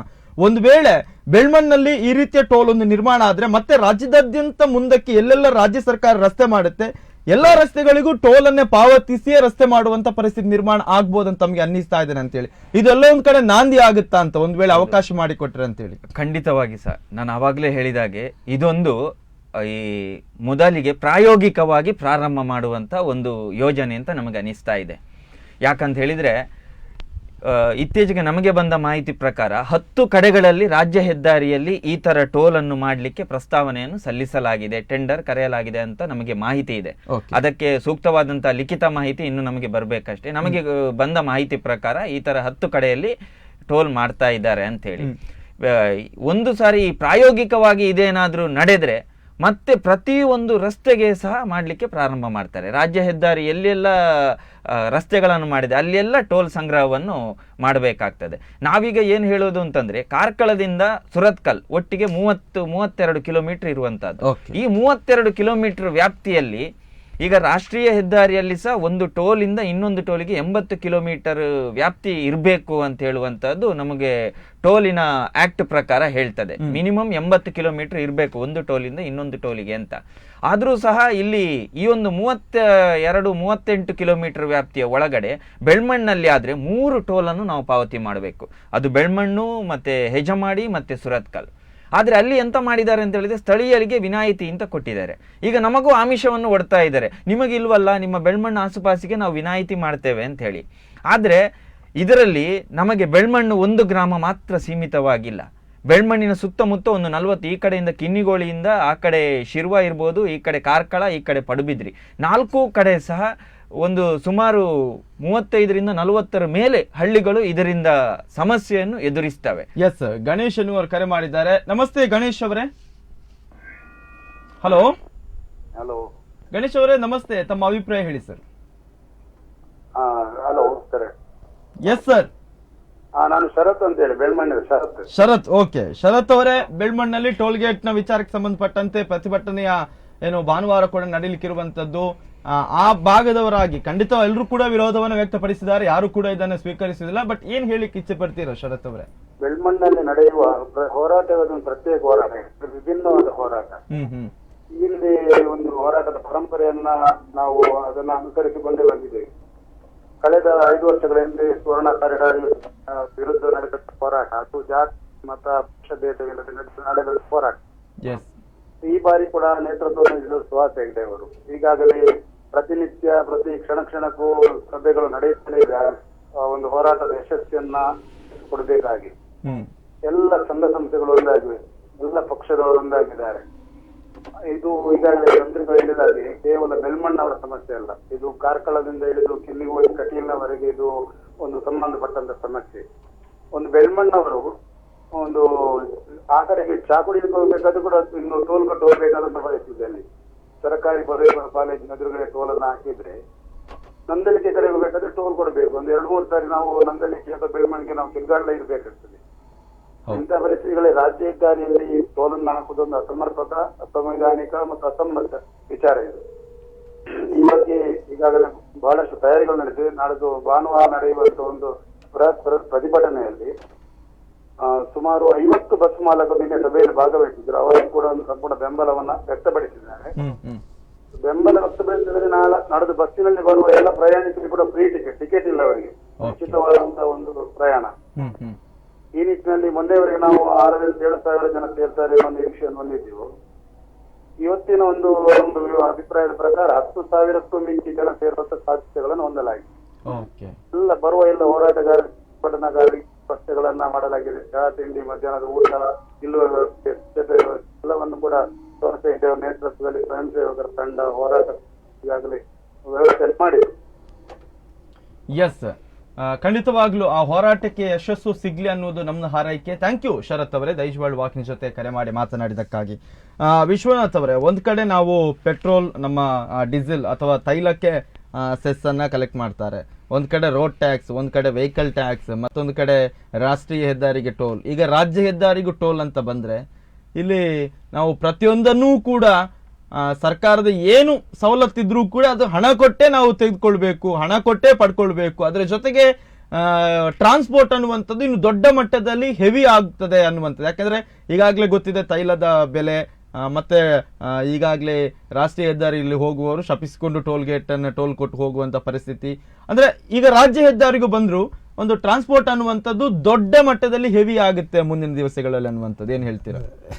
ನಿಜವಾಗ್ಲೂ ಈಗಾಗಲೇ ನಾವು ನಮ್ಮ ಅಂದಾಜು ಪ್ರಕಾರ ನೋಡಿ, ಪ್ರತಿಯೊಂದು ವಾಹನ ತಗೊಳ್ಳೋ ಕೂಡ ಹೆಚ್ಚಿನ ನಾವು ಟ್ಯಾಕ್ಸ್ ಕಟ್ತೇವೆ.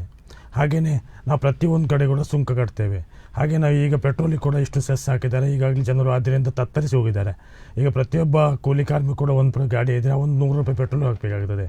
ಹೀಗಿರುವಾಗ ಪ್ರತಿಯೊಂದು ರಾಜ್ಯ ಹೆದ್ದಾರಿಗೂ ಸುಂಕ ಕಟ್ಟೋದು, ರಾಷ್ಟ್ರೀಯ ಹೆದ್ದಾರಿ ಸುಂಕ ಕಟ್ಟೋದು, ಹೀಗಾದರೆ ನಾವು ಯಾವುದೇ ವಾಹನ ಓಡಾಡಿಸುವವರು ಯಾವ ರೀತಿಯಲ್ಲಿ ಮುಂದುವರಿಸಬೇಕಂದ್ರೆ ನಮಗಂತೂ ಗೊತ್ತಾಗ್ತಿಲ್ಲ. ಹಾಗೆಯೇ ಇದೇ ರೀತಿ ನಾವು ಟೋಲ್ ಮಾಡಿದ್ರೆ ನಮ್ಮ ರಾಷ್ಟ್ರೀಯ ನಮ್ಮ ನಾಯಕರು ಹೇಳೋದು ಅಭಿವೃದ್ಧಿ ಮಾಡ್ತೇವೆ ಅಂತಾರೆ. ಯಾವ ರೀತಿ ಅಭಿವೃದ್ಧಿ ಮಾಡ್ತಾರೆ ಇವರು ಅಂತ ನಮಗೆ ಗೊತ್ತಾಗ್ತಿಲ್ಲ. ಅಭಿವೃದ್ಧಿ ಅಂದರೆ ಜನರ ಹಣವನ್ನು ಲೂಟಿ ಮಾಡಿ ಅಭಿವೃದ್ಧಿ ಮಾಡೋದಾ?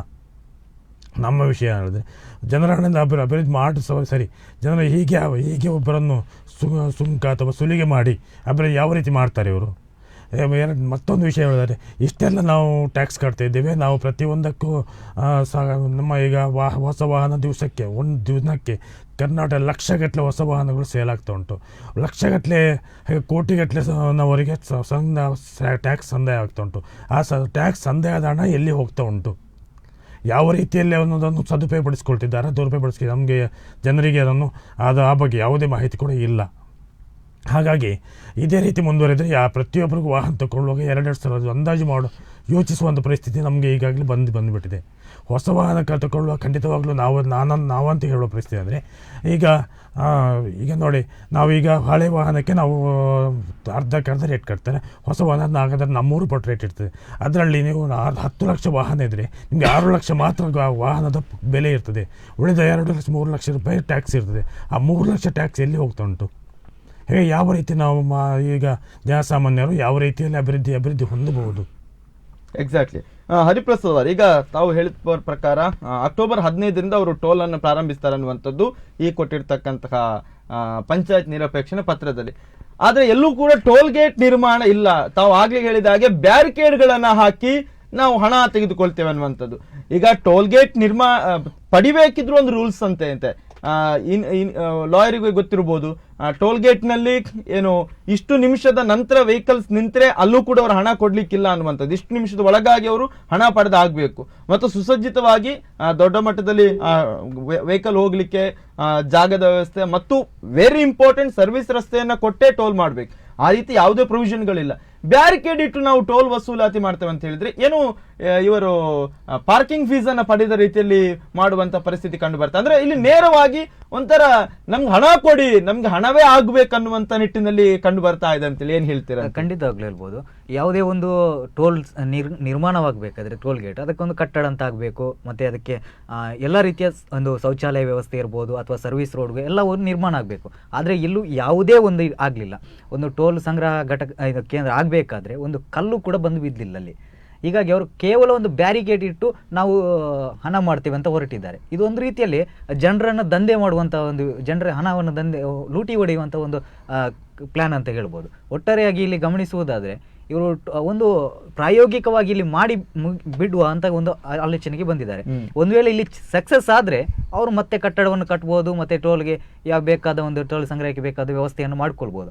ಇಲ್ಲಿ ಒಂದು ಪ್ರಾಯೋಗಿಕವಾಗಿ ಯಶಸ್ವಿ ಆದರೆ ಅವರು ರಾಜ್ಯದ ಎಲ್ಲ ಒಂದು ರಾಜ್ಯ ರಸ್ತೆಗಳಿಗೆ ಎಲ್ಲ ಟೋಲ್ ಸಂಗ್ರಹ ಘಟಕವನ್ನು ನಿರ್ಮಾಣ ಮಾಡಲಿಕ್ಕೆ ಸಾಧ್ಯತೆ ಇದೆ. ಹೀಗಾಗಿ ಯಾವುದೇ ಸಂದರ್ಭಕ್ಕೂ ಇಡೀ ರಾಜ್ಯದ ಜನತೆಯಲ್ಲಿ ಒಂದು ವಿನಂತಿ ಅಂತ ಹೇಳಿದ್ರೆ ಎಲ್ಲೂ ಕೂಡ ಒಂದು ರಾಜ್ಯದ ರಸ್ತೆಗೆ ಟೋಲ್ ನಿರ್ಮಾಣಕ್ಕೆ ಯಾರೂ ಕೂಡ ಅವಕಾಶ ಕೊಡಬಾರ್ದು. ಏನೋ ರಾಷ್ಟ್ರೀಯ ಹೆದ್ದಾರಿಗಳಿಗೆ ಅದರ ನಿರ್ವಹಣೆಗಾಗಿ ಒಂದು ಟೋಲ್ ನಿರ್ಮಾಣ ಸಾಮಾನ್ಯ, ಆದರೆ ಇಲ್ಲಿ ರಾಜ್ಯ ರಸ್ತೆಗೆ ಸರ್ಕಾರದ ಹಣವನ್ನೇ ಉಪಯೋಗಿಸಿ ಇದೀಗ ಜನರ ಹಣವನ್ನು ಪಡೆದು ಮತ್ತೆ ಅವರು ಬೊಕ್ಕಸ ತುಂಬಿಸಿಕೊಳ್ಳುವುದಾದ್ರೆ ಯಾವ ಪ್ರಯೋಜನಕ್ಕೆ ಟೋಲು?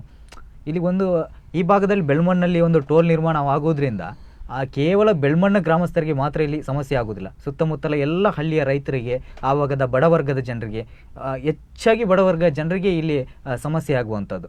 ಈ ಹಿನ್ನೆಲೆಯಲ್ಲಿ ಎಲ್ಲೂ ಕೂಡ ರಾಜ್ಯ ರಸ್ತೆಯಲ್ಲಿ ಟೋಲ್ ನಿರ್ಮಾಣ ಆಗಬಾರದು ಅನ್ನುವಂಥದ್ದೇ ಮಾತು ನಮ್ಮದು. ಎಸ್, ಖಂಡಿತವಾಗ್ಲೂ ಇದೊಂದು ಪ್ರಾಯೋಗಿಕ ಅಸ್ತ್ರ ಅಂತಲೇ ಕಂಡು ಬರ್ತಾ ಇದೆ. ಬಿಕಾಸ್ ಒಂದು ಹಂತಕ್ಕೆ ಅದನ್ನ ಆರಂಭಿಸಿ ಸ್ಥಳೀಯರಿಗೆ ವಿನಾಯಿತಿ ಕೊಡುವಂಥದ್ದು ಅಥವಾ ವಿರೋಧ ವ್ಯಕ್ತಪಡಿಸಿದವರಿಗೆ ವಿನಾಯಿತಿ ಕೊಡುವಂಥದ್ದು, ಅನಂತರ ಯಾರು ಕೊಡ್ತಾರೆ ಅವರಿಂದ ಪಡೆಯುವಂಥದ್ದು, ಈ ರೀತಿಯ ಪ್ಲಾನ್ ಅಲ್ಲಿ ಇದಾಗಿನೇ ಕಂಡು ಬರ್ತಾ ಇದೆ. ಸರ್ವಜ್ಞ ತಂತ್ರಿ ಅವರು ಏನ್ ಹೇಳ್ತೀರಾ ಅಂತೇಳಿ?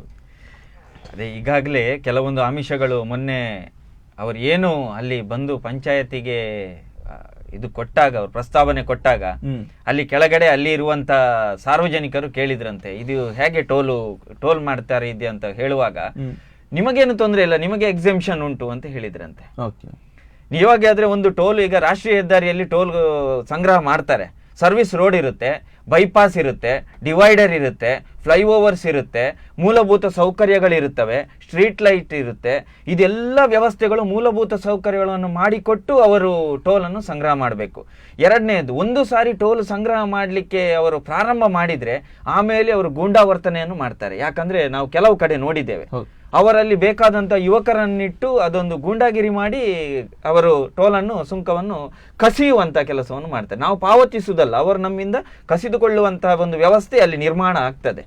ಇದಕ್ಕೋಸ್ಕರ ನಮಗೆ ಏನು ಅಂತ ಹೇಳಿದ್ರೆ, ನಾವು ಇವಾಗ ಹೋರಾಟಕ್ಕೆ ಇಳಿದದ್ದೇ ನಮಗೋಸ್ಕರ ಅಲ್ಲ, ಬೆಳ್ಮಣ್ಣಿನ ಜನತೆಗೋಸ್ಕರ ಅಲ್ಲ. ಯಾಕಂದ್ರೆ ನಮಗೆ 100% ಗೊತ್ತಿದೆ ಬೆಳ್ಮಣ್ಣು ಒಂದು ಪ್ರದೇಶ ಜನರಿಗೆ ವಿನಾಯಿತಿ ಸಿಗ್ತದೆ ಅಂತ.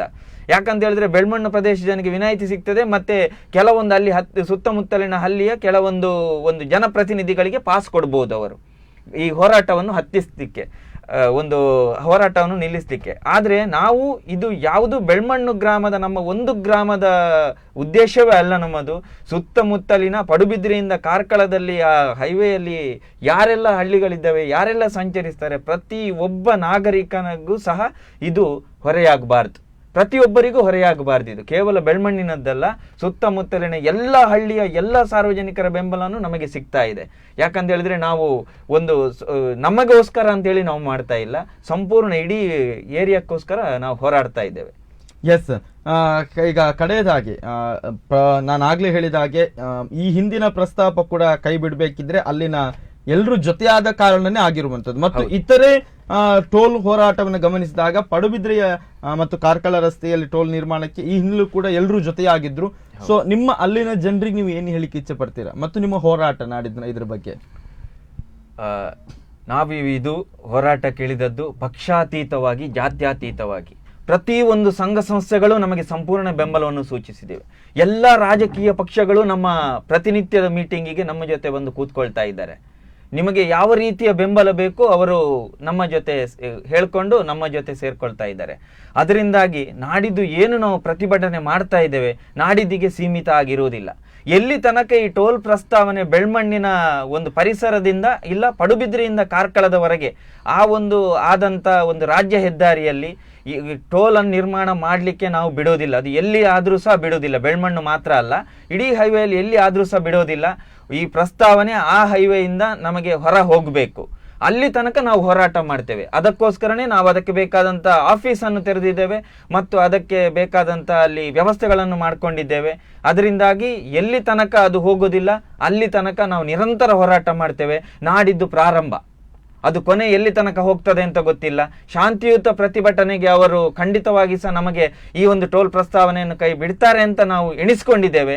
ಒಂದು ವೇಳೆ ಇಷ್ಟು ದೊಡ್ಡ ಒಂದು 10,000 ಜನ ಸೇರಿ ಮಾಡುವಂಥ ಪ್ರತಿಭಟನೆ, ಶಾಂತಿಯುತ ಪ್ರತಿಭಟನೆಗೆ ಯಾವುದೇ ಒಂದು ಸ್ಪಂದನೆ ನಮಗೆ ಸಿಗಲಿಲ್ಲ ಅಂದರೆ ಮುಂದೆ ಮುಂದಿನ ಏನು ನಡೆ ಇದೆ ಅದನ್ನು ಖಂಡಿತವಾಗಿ ಸಹ ಸರ್ಕಾರ ಎದುರಿಸಬೇಕಾಗುತ್ತೆ ಅಂತ ಹೇಳಿ ಈ ಮೂಲಕ ಹೇಳಲಿಕ್ಕೆ ಇಚ್ಛೆ ಪಡ್ತೇವೆ. ಎಸ್, ಹರಿಪ್ರಸಾದ್ ಅವರು, ಈಗ ಪ್ರಮುಖವಾಗಿರುವಂತದ್ದು, ಈಗ ಸರ್ಕಾರ ಒಂದು ಉತ್ತರವನ್ನು ಕೊಡಬೇಕಾಗುತ್ತೆ ಯಾಕೆ ಈ ಟೋಲ್ ಸಂಗ್ರಹ ಅನ್ನುವಂಥದ್ದು. ಬಿಕಾಸ್ 9 ಕೋಟಿ 63 ಕೋಟಿ ರೂಪಾಯಿ ವೆಚ್ಚದಲ್ಲಿ ಈ ರಸ್ತೆ ನಿರ್ಮಾಣ ಆಗಿದೆ, ಹಣ ಪಾವತಿ ಆಗಿದೆ, 4 ವರ್ಷ ಕಳೆದಿದೆ.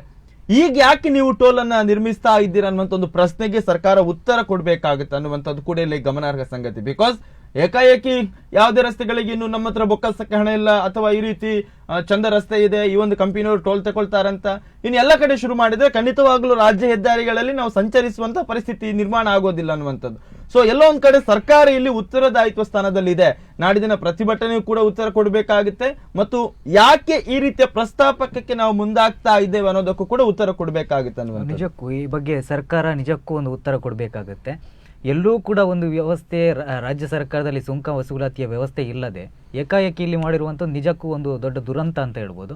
ಈ ಬಗ್ಗೆ ಸರ್ಕಾರ ನಿಜಕ್ಕೂ ಒಂದು ಸ್ಪಷ್ಟ ನಿಲುವನ್ನು ನೀಡಬೇಕಾಗಿದೆ. ಯಾತಕ್ಕೋಸ್ಕರ ಇದು ರಾಜ್ಯದ ರಸ್ತೆಯಲ್ಲಿ ಸುಂಕ ವಸೂಲಾತಿಗೆ ಮುಂದಾಗಿದೆ ಅನ್ನುವಂಥದ್ದು, ಜನರನ್ನು ಲೂಟಿ ಮಾಡಲು ಹೊರಟಿದೆಯಾ ಅಥವಾ ಸರ್ಕಾರದ ಬೊಕ್ಕಸ ತುಂಬಲು ಹೊರಟಿದೆಯಾ ಅನ್ನುವಂಥದ್ದು ಒಂದು ರೀತಿಯ ಇಲ್ಲಿ ಪ್ರಶ್ನೆಯಾಗಿದೆ. ಒಟ್ಟಾರೆಯಾಗಿ ಇಲ್ಲಿ ಯಾವುದೇ ರೀತಿಯಲ್ಲಿ ಸುಂಕ ವಸೂಲಾತಿ ನಡೆಯಬಾರದು ಅನ್ನುವಂಥದ್ದು.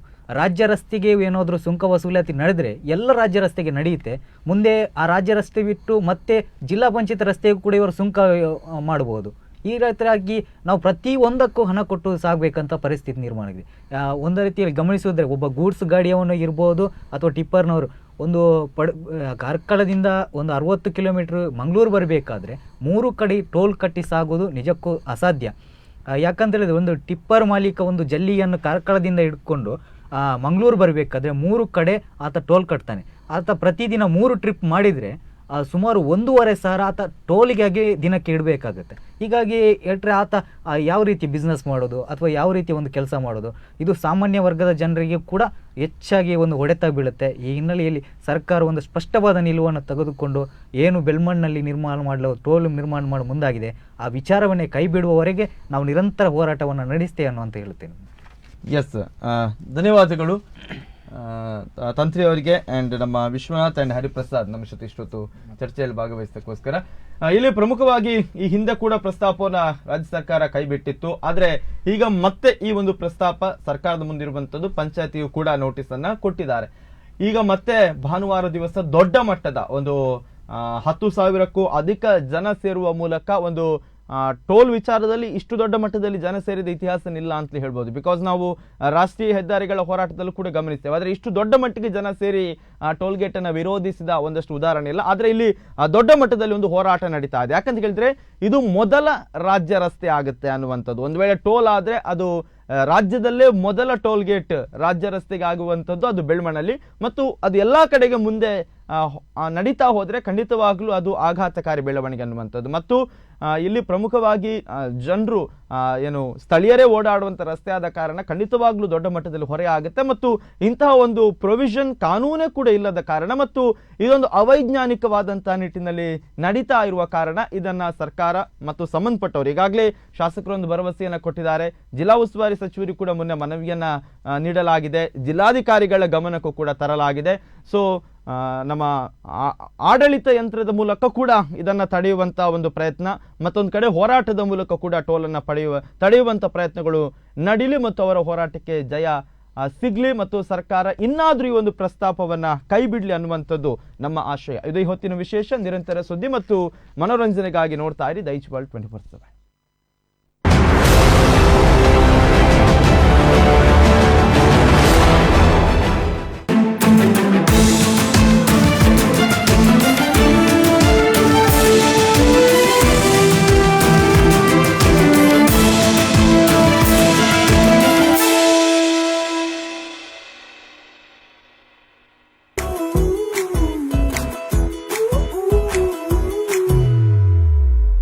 ಪಕ್ಕದ ಮನೆಗೆ ಫ್ರೆಶ್ ಆಗಿ ಬಂದಿರೋರು.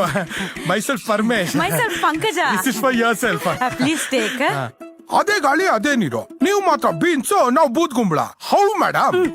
Madam, power star, super star, challenging star ಜೊತೆಗೆಲ್ಲ ಆಕ್ಟ್ ಮಾಡಿದಿರಲ್ಲ, ನಿಮ್ ಫೇವರೇಟ್ ಸ್ಟಾರ್ ಯಾರು ಮೇಡಮ್? Family star. ಅವ್ರು ಯಾರು?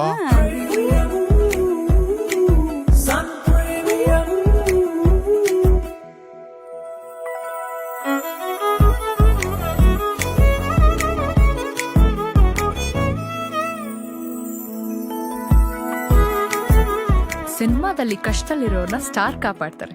ನಮ್ ಫ್ಯಾಮಿಲಿ ಹೆಲ್ತ್ ನ ಅಧಿಕ ವಿಟಮಿನ್ಸ್ ಇರೋ ಈ ಸ್ಟಾರ್ ಕಾಪಾಡ್ತಾರೆ. Sun premium refine sunflower oil, family star. ಬಹಳ ಸಮಯದ ನಂತರ ನನ್ನ ಸ್ಕೂಲ್ ಫ್ರೆಂಡ್ ಅನ್ನ ಮೀಟ್ ಮಾಡ್ತಾ ಇದ್ದೀನಿ. ದ ವರ್ಲ್ಡ್ ಫೇಮಸ್ ಮಾನುಷಿ ಚಿಲ್ಲರ್. ಮಿಸ್ ವರ್ಲ್ಡ್ ಈಗ್ಲೂ ಹಾಗೇನೇ ಇದ್ದಾಳೆ. ಅವಳಿಗೆ ಡಿಸೈಡ್ ಮಾಡೋಕೆ ಆಗ್ದಿದ್ದಾಗ ನನ್ನನ್ನ ಕೇಳ್ತಾಳೆ. ನೈಸ್.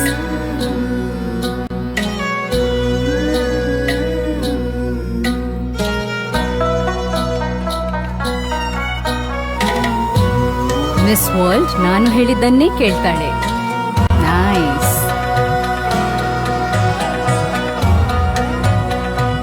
ನನ್ನ best friend.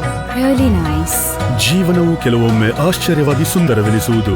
Diya collection Malabar gold and diamonds ನವರಿಂದ. St. Joseph Engineering College, SJEC, offers NBA accredited undergraduate BE programs in Computer Science Engineering, Electronics and Communication Engineering, Electrical and Electronics Engineering, and Mechanical Engineering. The institution also offers BE program in Civil Engineering. SJEC also offers postgraduate programs, MTech and MSc in Engineering, along with MBA and MCA courses. The college also offers PhD programs through VTU recognized research centers. St. Joseph Engineering College, Vamanjur, Mangaluru. Father Mullah today into a mighty tree and has evolved into one of the best and finest institutions in the healthcare sector, medical education and research in the region. With a state-of-the-art hospital, a medical college, homeopathic medical college and hospital, the institutes of nursing and colleges of allied sciences under its umbrella, complete healthcare solutions. The legacy of Father Augustus Mullah lives on. MCC bank ನಮ್ಮ bank. Mangaluru Catholic cooperative ಬ್ಯಾಂಕ್ನ ಪ್ರಗತಿ ಪಥದಲ್ಲಿ ಇನ್ನೊಂದು ಮೈಲಿಗಲ್ಲು. ವಿದೇಶದಲ್ಲಿ ನೆಲೆಸಿರುವ ನಮ್ಮ ನಾಡಿನ ಜನರಿಗೆ ಎನ್ಆರ್ಇ ಖಾತೆ ತೆರೆಯಲು, ವ್ಯವಹಾರ ಮಾಡಲು ಹಾಗೂ ಇತರ ಸೌಲಭ್ಯವನ್ನ ಪಡೆಯಲು ಸುವರ್ಣಾವಕಾಶ. ಆಕರ್ಷಕ ಬಡ್ಡಿ ದರ, ನಗುಮುಖದ ವೃತ್ತಿಪರ ಸೇವೆ. ಬನ್ನಿ, ನಮ್ಮ ಬ್ಯಾಂಕ್ ಅನ್ನು ಇನ್ನಷ್ಟು ಸದೃಢಗೊಳಿಸೋಣ. ಪ್ರಗತಿ ಪಥದಲ್ಲಿ ಸಾಗೋಣ. ನಮ್ಮ ಬ್ಯಾಂಕ್ನೊಂದಿಗೆ ನಾವು ಅಭಿವೃದ್ಧಿ ಹೊಂದೋಣ. Unity hospital, expect life, Mangaluru. 4 ದಶಕಗಳ ಸುದೀರ್ಘ ಅನುಭವದೊಂದಿಗೆ ಸೇವೆಯಲ್ಲಿರುವ ಹೆಸರಾಂತ ಯೂನಿಟಿ